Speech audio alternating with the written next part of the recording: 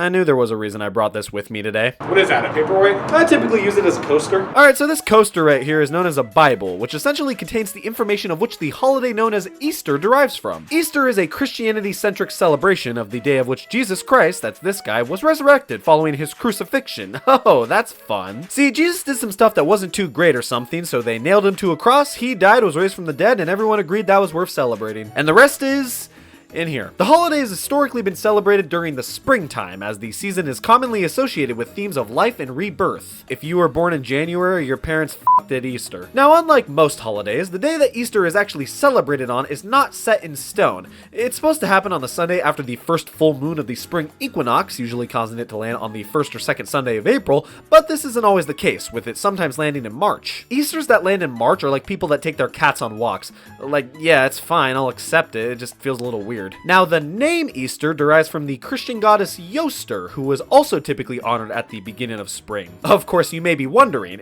what significance did Easter have to me?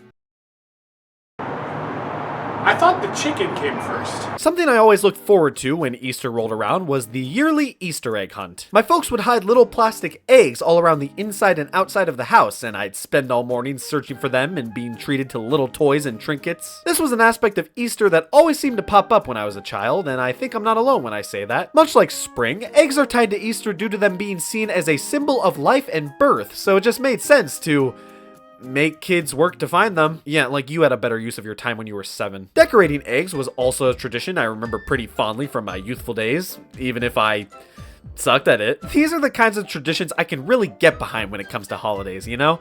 A practice that, regardless of your investment in a given holiday and the religious ties it may have, can allow for people to come together to express their creativity and share something in common, like their hate for rabbits. Another big symbol of the Easter celebration is bunny rabbits. See, every holiday needs a mascot, or as I like to call them, scapegoats, which oddly enough would have been a better mascot. You got Santa Claus for Christmas, Cupid for Valentine's Day, turkeys for Thanksgiving, and of course, rabbits for Easter. Don't forget ferrets for Labor Day. See, over time, rabbits have gone from a symbolic figure of Easter to the Antichrist himself. How can they be tied to Easter then? With holidays becoming more and more pushed upon the general public as the years went on, I guess it was only natural that we would try to personify some aspect about them to make them feel more human. And like, I get dressing up in mascot costumes for all these holidays, but with Easter, I fear that we've lost the plot. I mean, look at this. That's f***ed up! You know how people feel creeped out by clowns? That's how I feel about the Easter Bunny. Don't worry, I'll give you a second. I think a lot of my disdain for the concept of the Easter Bunny comes from my experience with Zipper T Bunny from the Animal Crossing series. He's just this soulless figure that always has the same expression. He hops around all gleefully, but I just want him to get the f***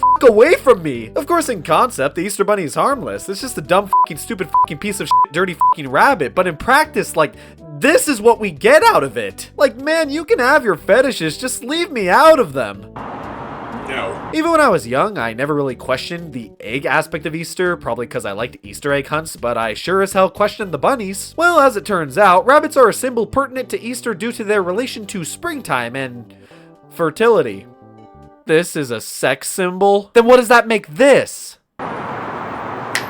Viagra. Yeah, candy is another pretty big theme of Easter, much like Halloween. During the aforementioned yearly egg hunts, a lot of the eggs that my folks would hide would include little chocolates and candies and everything they scolded me for eating too much of. Then why give me so much of it? I never actually knew this until recently, but I guess candy is a huge theme tied to Easter due to the Christian tradition of giving up various foods for Lent, the 40-day period leading up until Easter. So eating a bunch of candy on Easter is to, I guess, reward those that waited. I haven't murdered anyone in a whole month. It's time to celebrate. Much like other holidays, major retail stores thrive on selling merchandise that pertains to the current time of year, and when it comes to Easter, the rabbits win. Damn it! You got jelly beans, lollipops, all the fucking Peeps you could ask for, my lord. Peeps Pepsi. Chocolate eggs, peanut butter eggs, marshmallow eggs, and of course, the chocolate bunny.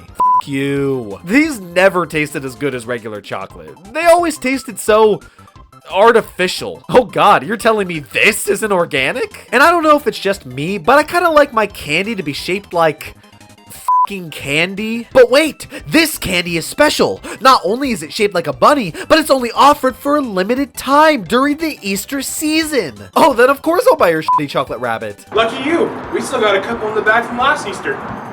It's December.